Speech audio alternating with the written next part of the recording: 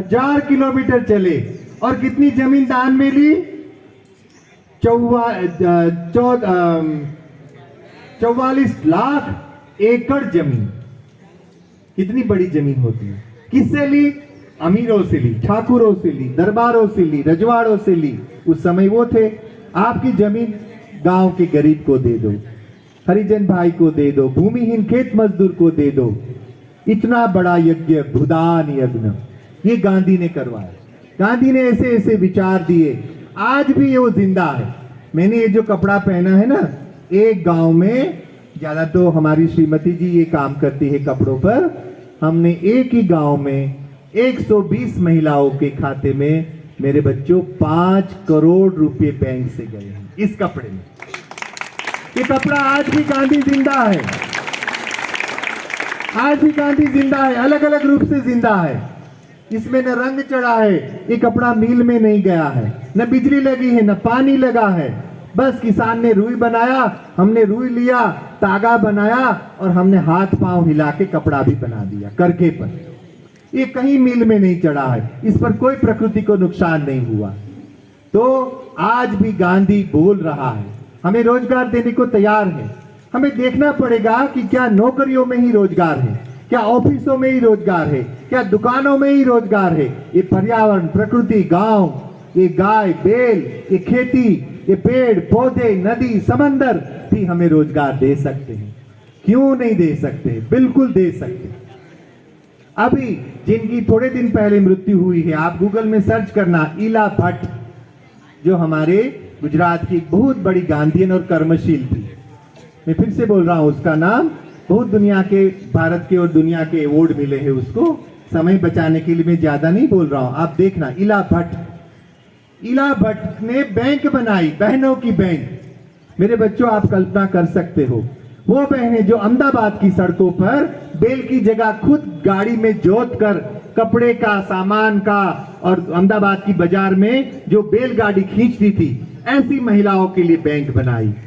और वो गांधी की देन थी। आज भी वो बैंक है, आप गूगल में देखना, सेवा बैंक, उसका नाम ही सेवा है।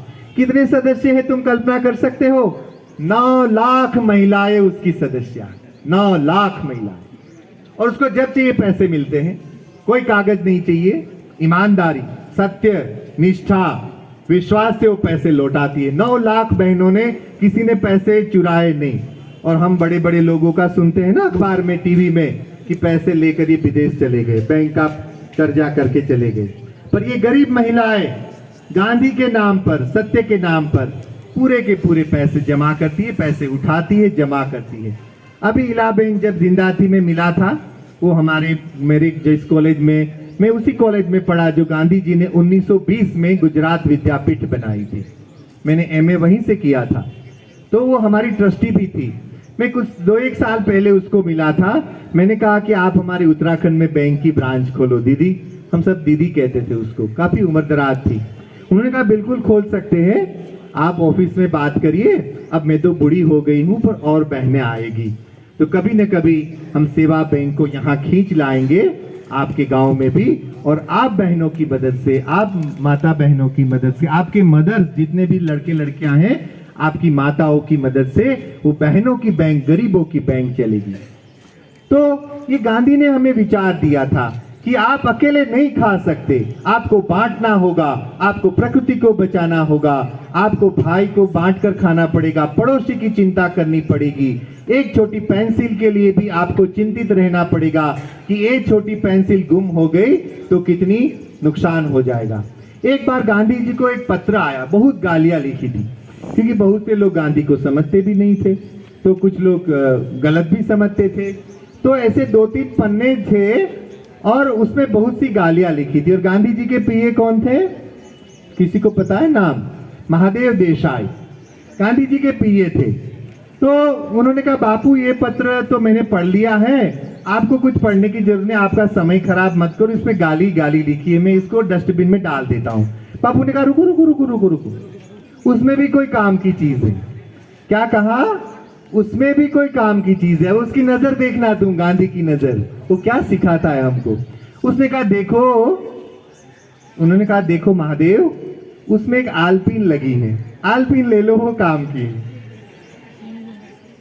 और उन्होंने आलपीन निकाल ली और कागज खाद के गड्ढे में डाल दिया। तो ये गांधी हमको सिखाता है कि हमारे जीवन से जुड़ी छोटी सी छोटी चीज की कितनी अहमियत है, कितनी मुश्किल है।